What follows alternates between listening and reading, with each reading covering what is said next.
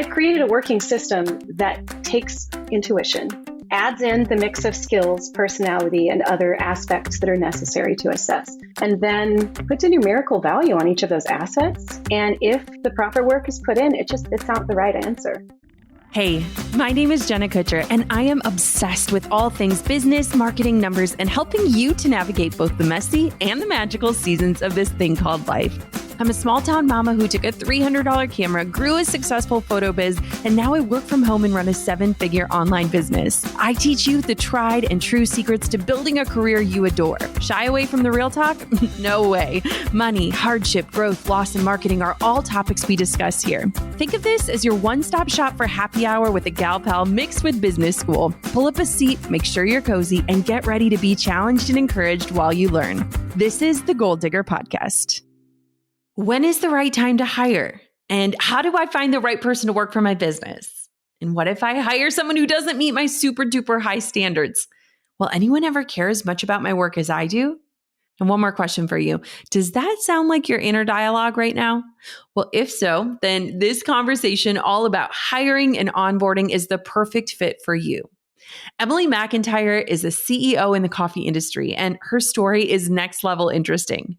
She's a cult survivor, a former piano teacher, an ex-journalist. She trains martial arts in her spare time and now leads Catalyst Trade, the Ethiopian importing company changing the way coffee is traded.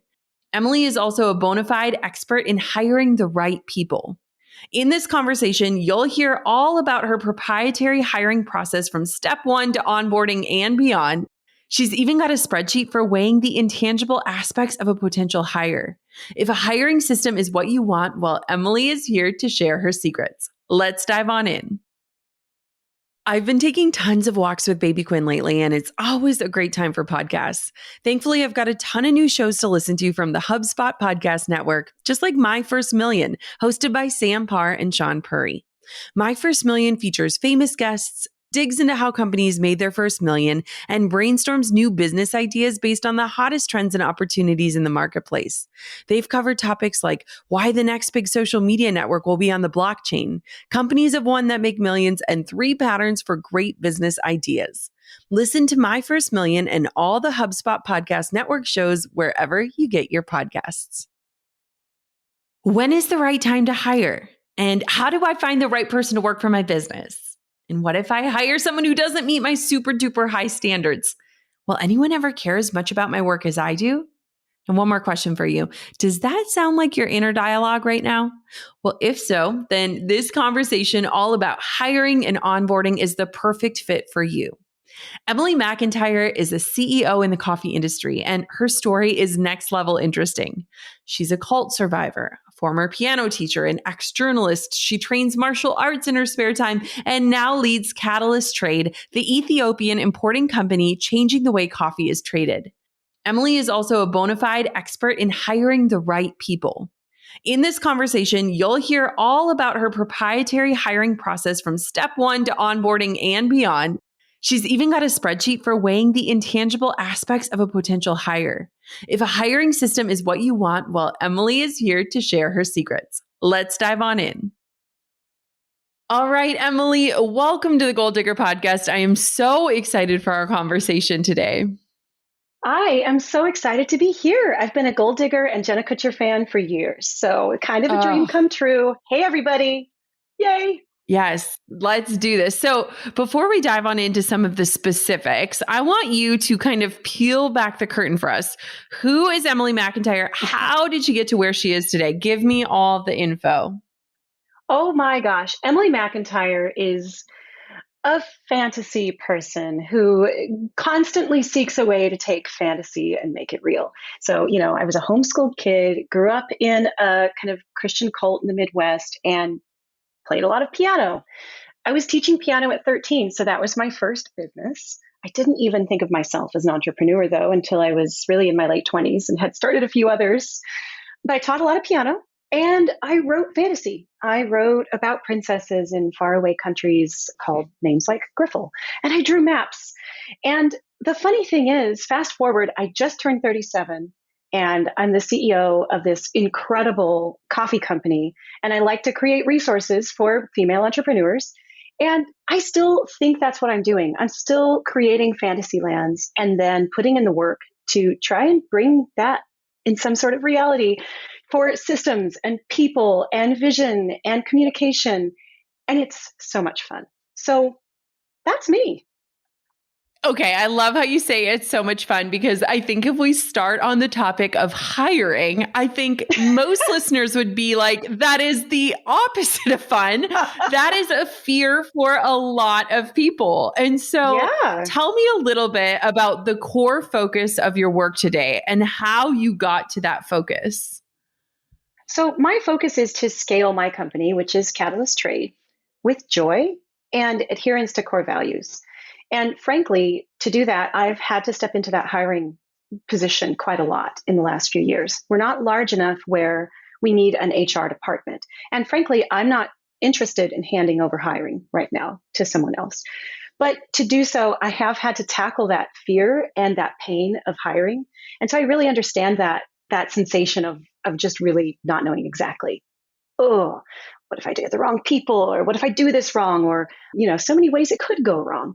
So a lot of what I do right now is focusing on creating systems around bringing that vision to other people, team members, producer partners, or farmers in Ethiopia, my customers, and beyond. It's incredible. And I think it's fascinating. We've never actually had an expert on hiring or building a team who believe in your vision. And you said something really important there, which was values, which I think is literally the foundation of building the right team, like a team with people who are on the same mission and share that vision. It makes such a difference. So I want to know, can you tell the story of like your first hire, or did you ever have that fear or hesitation when it came to hiring? Oh, Jenna, it has been a challenging road. So first of all, tell me more. Oh my God. To hire requires you to step into a different mentality than being a solopreneur. And for me, it was me and my partner, Michael. We've been doing this coffee thing together since we first met 13 years ago. This is our 5th business and the first one that's been truly successful. Each one of them has been a great learning curve. And deep in that learning curve, I want to say back in 2015, we did need to begin hiring. And it was such a disaster from a personal level and a business level that I believe it took us at least 3 years to recover. Not just the customers we lost, but even mentally and emotionally, it was so traumatic that I at one point said, you had a recent podcast episode, 5 things I said I wouldn't do that I do now. One of the things I said I would not do was hire again. I was happy to have a tiny little business and just not have to trust anybody else. And well, if you want to have a big impact, you have to grow your company. It's impossible unless there are a few types of businesses where you could be a single individual and have a large impact, but most businesses require a team. And I've had other massive failures, just have really struggled with hiring over the years, to the point where for me, it was take 3 of trying to hire a team. Summer of 2020, or really spring of 2020, we were so desperately needing to hire. And yet this fear was holding me back.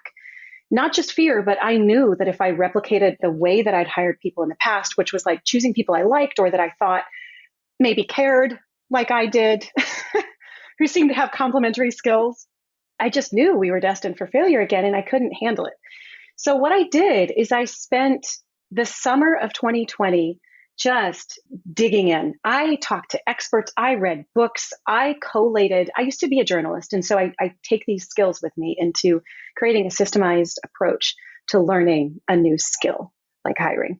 And what I emerged with was the framework that I have been able to build my company with since. And it's, early times, we have a long way to go, but it's been hugely successful.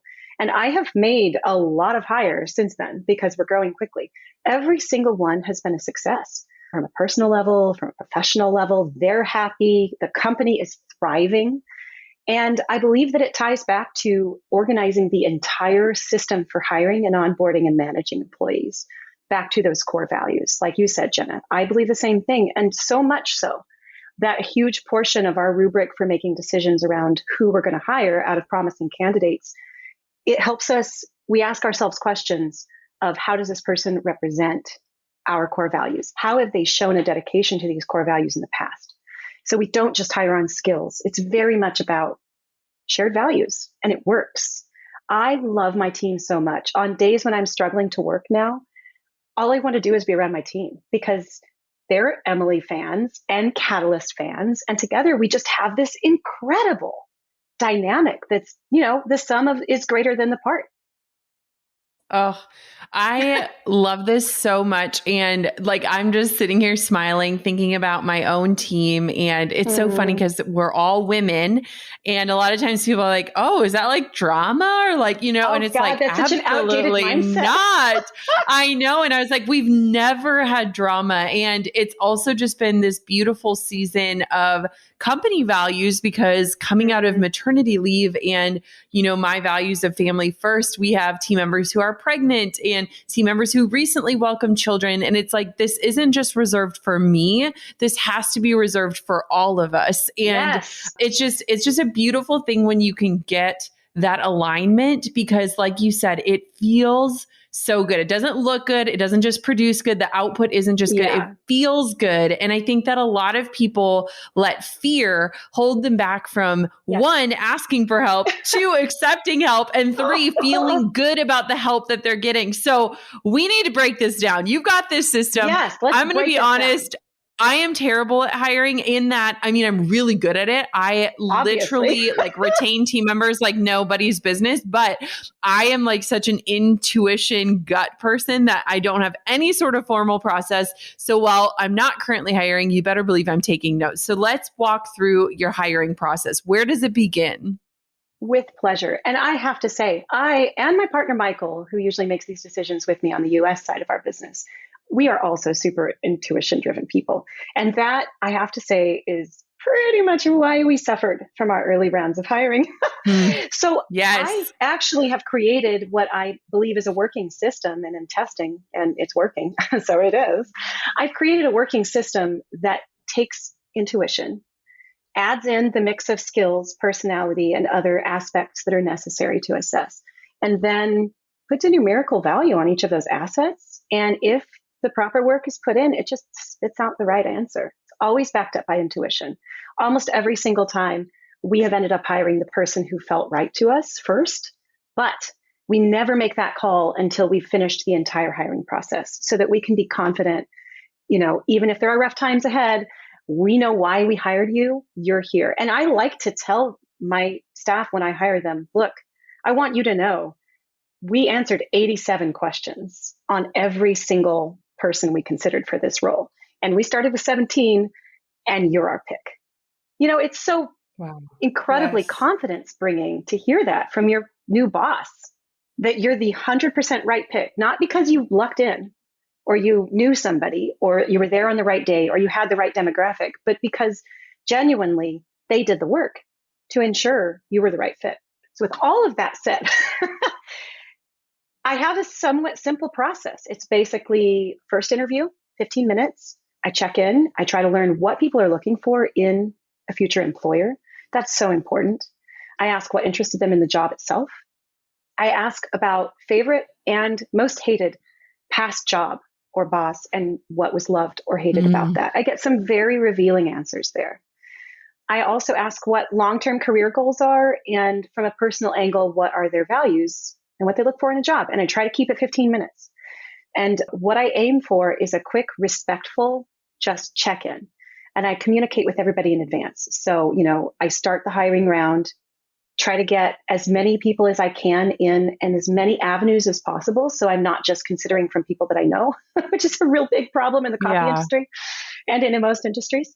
And then we do that 15-minute round, and I give very quick feedback. Hey, this isn't the right fit for us, but we really wish you the best. Or, hey, let's schedule a second round interview.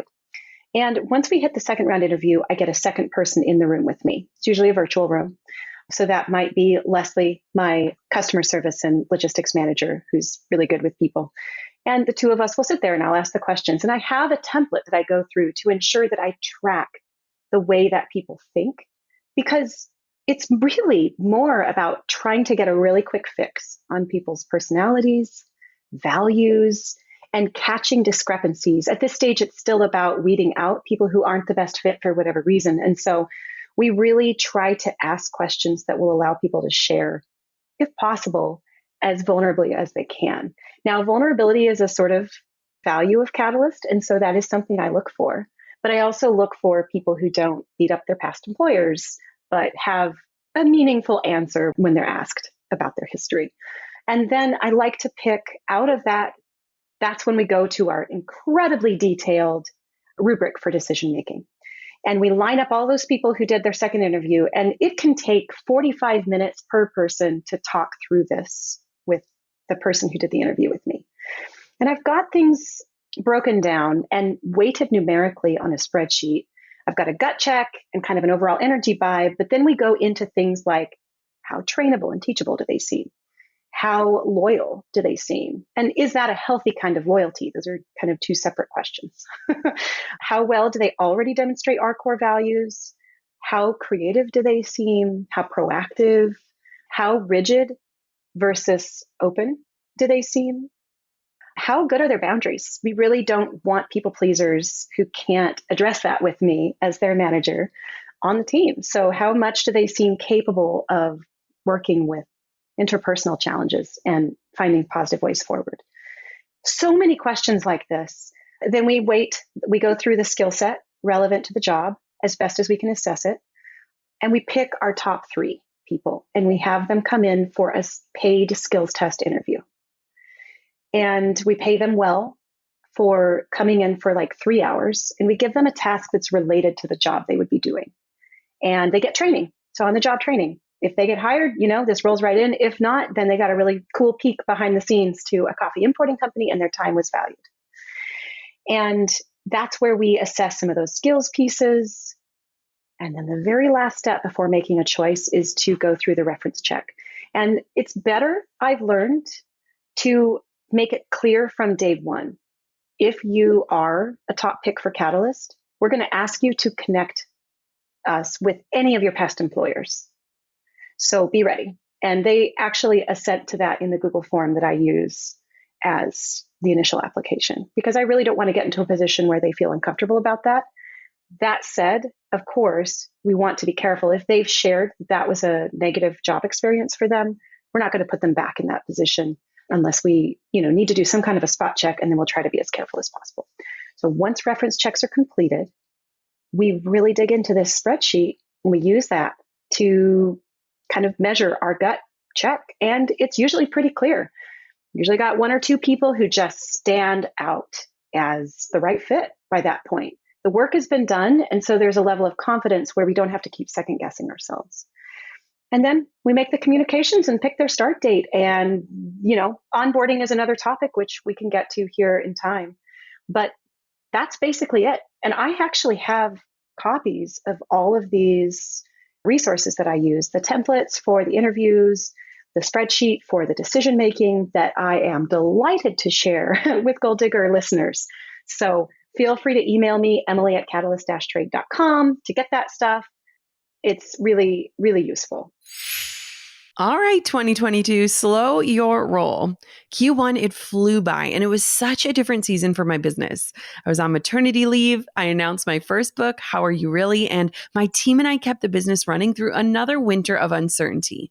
How are you feeling after the start of the year? Are you ready to take on Q2 and really put your head down on strategies and systems for growth this year? Well, HubSpot is here to help you with an easy-to-use CRM platform that aligns your business and delivers a seamless experience for your customers. Other CRMs can be cobbled together, but HubSpot is carefully crafted in-house for businesses just like yours. Its purpose-built suite of operations, sales, and marketing tools work together seamlessly so that you and your team can focus on what really matters, your customers. With features like team email, you can turn incoming emails into tickets or send them straight into your shared inbox so no more questions can slip through the cracks. You can even take your business to go with the HubSpot mobile app. Learn how to grow better by connecting your people, your customers, and your business at HubSpot.com. I can't believe I'm saying these words, but I wrote a book. I keep thinking that the more that I say it, the more real it's going to feel. But it's truly been this surreal experience working on this massive project, especially since I said I would never do this. Never say never, right? Well, there's this amazing story behind the book, how it all came together with the encouragement of a massage therapist and seeing a mouse, and how I managed to write my heart out in secrecy over the last few years. My first book is called How Are You Really? And I would love to share all of the behind the scenes with you before it's out this summer. I sincerely hope you'll join me inside of my Insiders Club so that you can take this book writing and launching journey alongside of me. You can join right now at jennakutcher.com/book. That's jennakutcher.com/book for the insider scoop about How Are You Really? I can't wait to share this book and this journey with you. I'll see you on the inside, gold diggers. I hope you have a support inbox person that can support all the emails that you're going to get of people being like, hand this over. This is so amazing and super fascinating. And I am super curious. So I believe, that there's a lot of responsibility when it comes to hiring. I think a lot of times we focus so much on the candidate and, what they say or do or whatever. And I think so much of that responsibility has to be on the leadership. And I believe that it starts with a strong job description and a very clear job description, because I think when you ever hear about people who complain about past jobs or things, you're like, was it unclear what was going to be asked of you? And a lot of times it's that. So do you have any advice for where it begins with our responsibility? And then we'll dive a little bit deeper into some of your processes with the candidate's responsibility. Oh, Jenna, I could talk about that all day because, I can make the statement that my first few employees were not a positive situation for me. But ultimately, I have to take 100% responsibility for that. I was not a good boss. I was well-intended, for sure. I paid them more than I paid myself, but they didn't know that. And anyway, it wasn't their business. If I don't have a prosperous business, that isn't their problem at that level. And so, yes, I agree with you. A clear job description, I think, is one of the most respectful things that we can do to set the tone for a good working relationship. And I actually put a lot of time into those job descriptions. I have drawn from a number of disciplines to create a kind of medley job description, and I call it a scorecard. And I actually use it every quarter in my one-on-ones with each of my employees. We sit down and we use the same job description that we used for the hiring process to assess how they're doing in their job and where they're lacking support or they need help, because that's generally that focus. So this includes specific outcomes that are expected and all the important juicy stuff like compensation, benefits, availability, tech, time off, intro period. And then I always share a quest. What is the quest of this job? What is it that this job brings to the table that means that the entire company would just flop if this job wasn't done well? That's important for people to know. Nobody here should feel like they don't know what they're responsible for and how important they are. And then I like to list responsibility, a metric that will allow us to measure that responsibility. And then I have a section that's blank in the initial job description that I fill out with them every quarter for their personal rating and my rating of how they're doing on that responsibility and any comments. And I would say most job descriptions have a minimum of 15 responsibilities in them. I try to get very granular. The more specificity, the better. It can get a little overwhelming for people, but on the other hand, I have had new employees just create a checklist off their job description and be very successful with that.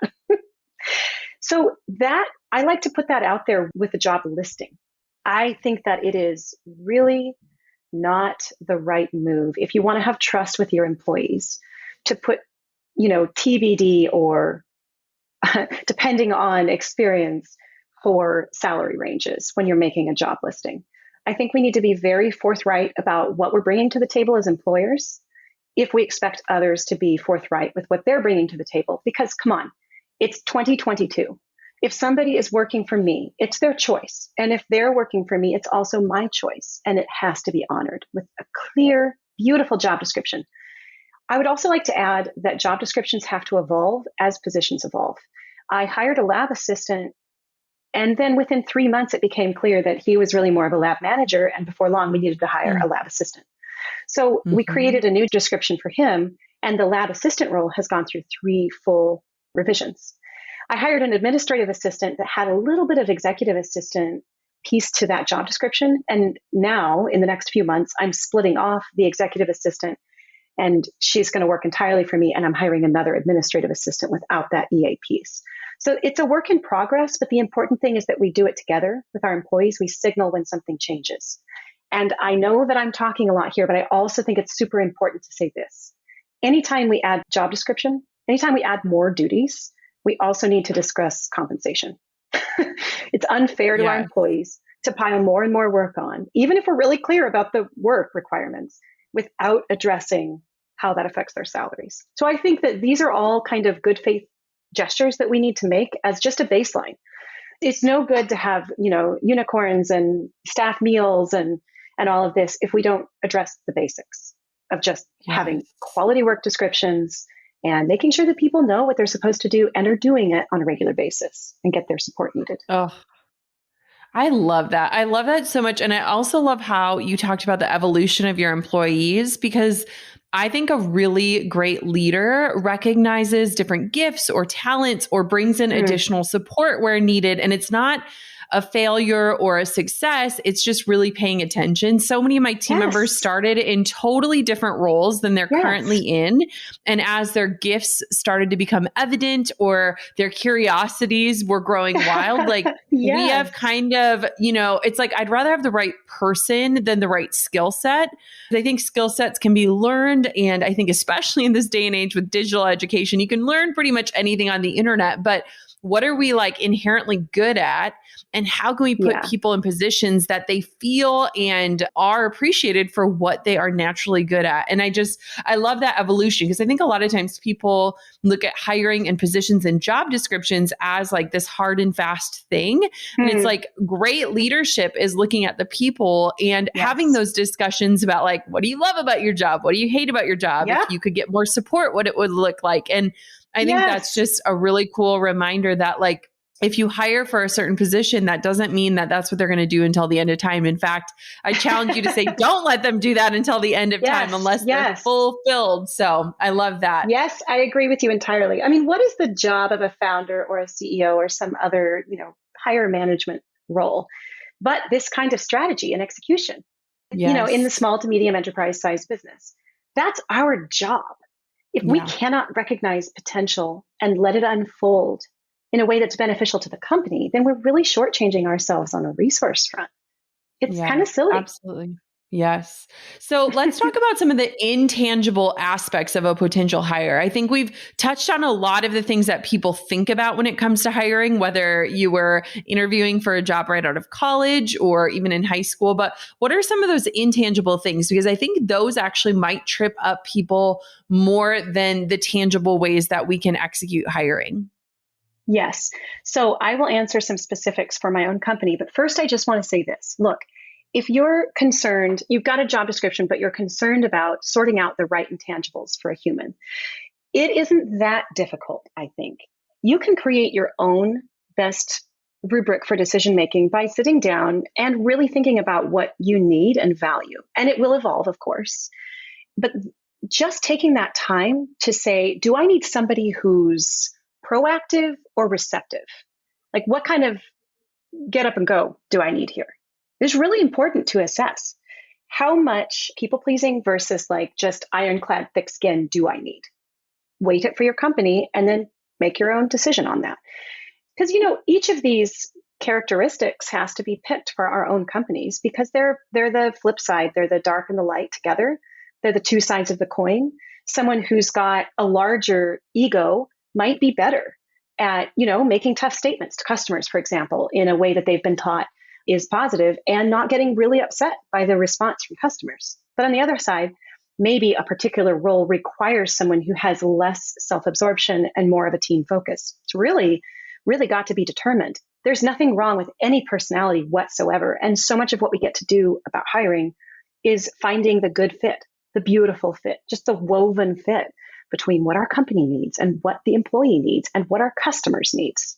So with that said, some of the things that are a little bit harder to quantify that we track at Catalyst is we try to assess how excited are they by the opportunity and how interested do they actually seem in the work itself. because everybody's excited about a new job, right? Especially if you're paying well. And personally, as a consultant, I always like to sell my services, and then I frankly don't like delivering them. It's a flaw I've identified. I'm very, very good at selling my services, and then I just really struggle to deliver. So I wouldn't rank very high there on excited by the job. And that's something important to identify. It's important to observe things like, for us, we like to have people who don't really have splashover from their personal lives. We try to be very interpersonal and share. We talk about music and culture and all sorts of things, but we try to have low drama people in our world. Motivation, how people are motivated, what they need, it has to align with the role itself.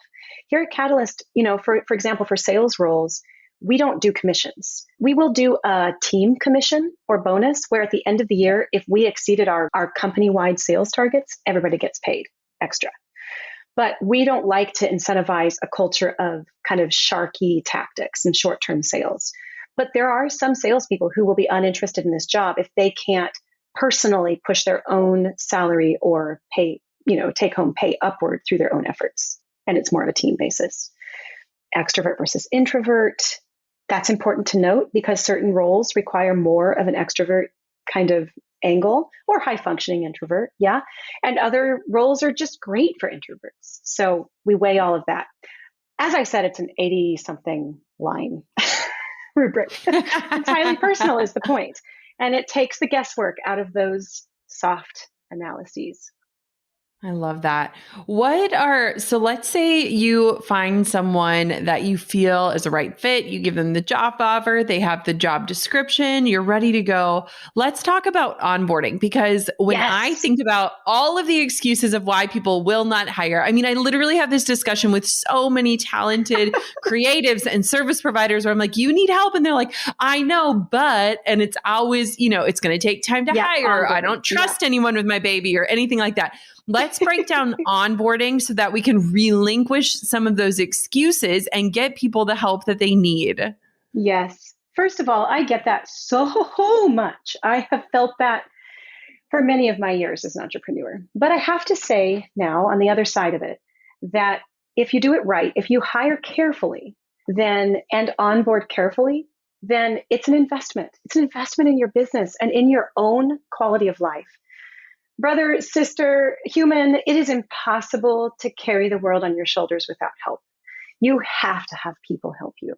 And there is a point where you have to do the numbers. I just did this, in fact. I need to raise about a $10 million funding round for my company. And I'm really, really bogged down.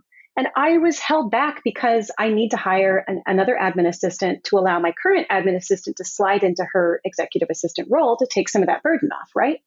And it wasn't until my business coach made me break it down with the numbers that I realized I was holding back because of, like, with taxes, maybe a $55,000 a year investment at this moment. And that was holding me back from minimum another $1 million or $2 million for my company in profit, or at least in revenue this year. Those numbers tell the story. So the investment is necessary. And, it really pays off. If you put the care into people, they reciprocate. 100%. So now to the practical pieces. First day is like imprinting, like a baby duck with the new mama. You've got a new employee who's just stoked to be there. And that is your opportunity to set the cares of the world aside and say, here is what you've jumped into. And I like to have people work on the first day. I like to buy lunch and try to do a video call to introduce them to the rest of the team. We talk about music preferences if they're in the space with me. And I do an introduction to the company. I have kind of a slideshow I've put together that's systematic, but I didn't have it my first few hires. And I still just sat down and talked with them about how we became who we are. And it was so, so special. And then I sat down with them and went over their job description, and we picked one task for them to learn for the role. And that's it. Usually the first day, it's pretty overwhelming, but they've got something under their belts. And it's important in advance of onboarding to send over an email saying, hey, here's what your first couple of weeks will look like. Be prepared. It's probably going to be flexible, but I'm expecting to have you learn this week, this and this the second week. And by this time, I think you'll be fully functional on these roles. And then just to set expectations, don't expect a new employee to be fully up to speed in less than 3 months, sometimes 6. It just depends on the role itself. I will say that and then tell you that I have had employees who I felt were about 95% up to speed in 1 month. They blew me away. But, I took the pressure off of them by communicating that they had time to find their place, to learn things, to ask questions. And again, another piece here is to create systems instead of one-off moments. So every time you bring someone in is an opportunity to improve your business. And so although it can be overwhelming, you also have the chance when they're struggling to learn something, that usually means that you've got some kind of a founder created snarl there. And it's best to sit down and say, here's what we need to accomplish with this function, and let's create a new system that now everybody uses. So I get really invigorated and overwhelmed at the same time every time I have a new hire to onboard. Every time it's worth the work. Mm-hmm. Amen. I feel like when it comes to hiring, there's this tipping point for entrepreneurs where all of a sudden their time is more valuable than money. And you almost have to hit that tipping point to really bring in help and understand the expense, because it's buying you back your time. Yes. And I feel like it's one of those things where it's so hard to describe or know when the right time is, but it's like, if you could trade somebody $20, $50, $100, whatever that is, to get back a few hours of your life, would it be worth it? And when the answer becomes resounding yes, that's a really good sign that it's time to hire. But I think also a hesitation, and I'm so curious if you've ever felt this, Emily, is that a lot of us never went to boss school. We never went to school to become a boss. So scary. We don't know. So I know we don't know how to lead. We're used to doing everything, pushing all the buttons, wearing all the hats. And so how do you manage your relationships with employees as a CEO or a boss? And do you have any advice there for somebody that's stepping into this for the first time? I do, actually, yes. First of all, don't shortchange yourself. You've been an employee before. So if you were to sit down and take 1 hour, you could probably outline a pretty solid list of what not to do. And if you don't do all that stuff and you intentionally do the opposite, you're probably going to be a great boss. So just saying that. Because it's not hard to be a great boss. You just have to be human and make sure that the systems that you create support human, respectful working environments and interactions. But I understand the fear and have felt it so much myself. So much. And my advice is to take some time to work into that role. You do not have to become some big badass boss in one day or 1 week or 1 month. I look back 1 year to my own management style, and I see a night and day shift in the positive direction of being more confident, having more defined relationships with my employees, and doing a better job of systemizing the way that I interact with them. But I had to learn that. And some of it was through feedback with my employees. So those quarterly meetings with employees are such a good time to also ask for feedback and take it with no pushback. That's the time when you just put your money where your mouth is and you take the criticism if it comes, because that's how you create an environment where nobody is scared to share their perspective. And that feedback, we had a big COVID scare in the office, and I then asked everybody in their quarterlies, hey, how did you feel about that? And I got some feedback that was basically tough for me to hear. I was told I could have reacted faster. I could have done a better job of hearing people's concerns. It was hard to hear, but they were right. And that is the type of feedback that allows you to become better as a boss. One more piece of advice on that piece. You have to actually make up your mind that you are the boss and you're going to take responsibility to do that well. I think there's this big mental shift that takes place that you talk a lot about, Jenna, from being a solo entrepreneur to being a leader of a team. And it doesn't happen overnight, but it also has to happen intentionally. I have had to work so hard to make that shift. I've had to hire coaches and I have had to do some work that seemed very wow, this is kindergarten level, but I needed it. And I took responsibility to become an employer. And frankly, I know that every single person I hire shifts the dynamics and gives me a new chance to learn how to be a better boss. And I'm kind of excited and overwhelmed by that at the same time, but that's the edge of change that we entrepreneurs seek, right? So it's fun. Yes. Emily, this was like a masterclass in hiring, and it was so powerful. And I hope that anyone that's listening that is finding themselves in this position where they cannot grow or scale their business, or they cannot live a life that is full of living because of the work they're doing, that they can get the guts to ask for help and know that it isn't this daunting thing, that it can really be the greatest blessing. I feel like the minute I opened up my palms and said, I can't white knuckle this anymore, I need help, was like the moment that I raised my hands for what's possible. And so that's literally, I think, all we want for our listeners. And Emily, where can everybody find out more about you, learn about Catalyst Trade? Give us everything. Thank you so much, Jenna. I'm with you on that. I can be found at catalyst-trade.com. We're also on Instagram at Catalyst Trade. I am starting a new beta program to help women who need to raise money for their businesses, commercial financing specifically. It's called Fearless Financing, and you can find me at fearlessfinancing.net.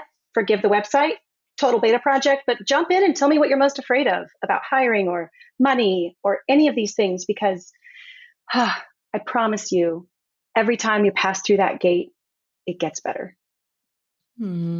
Emily, thank you so much for this episode. And thank you for coming on the Goal Digger podcast today. This was a true pleasure. Thank you for having me, Jenna. Oh, I love that conversation so much. And I think hiring is something that really holds so many of us back from reaching that next level, or for finding the balance that we want so badly. Asking for help is something that is really uncomfortable for a lot of us. And hiring help, man, that is a concept that nobody trained us in. So I hope today's episode equips you with tangible ways that you can start the hiring process so that you can get the help that you need. If you are at that tipping point where you will gladly spend money to buy back your precious time, then this episode is a perfect blueprint to help you get started. I'm so grateful to have gotten to chat with Emily today, and I'm so grateful for you, my listener. Thank you for tuning into the Goal Digger podcast. If you haven't yet, please take a moment to leave a review. I read every single review and take your words to heart. So thank you so much for leaving them. And of course, make sure you're subscribed so you never miss another episode of the podcast. Until next time, Goal Diggers, keep on digging your biggest goals. I'm over here giving you a virtual high five because you just finished another episode of the Goal Digger podcast. Did that go by way too fast for anyone else? If you want more, head over to goaldiggerpodcast.com for show notes and all the discount codes from today's sponsors. And if you're looking for a new crew of movers and shakers like you to bounce ideas and ask questions, be sure to join my exclusive community for Goal Diggers on Facebook. The link's waiting for you at goaldiggerpodcast.com.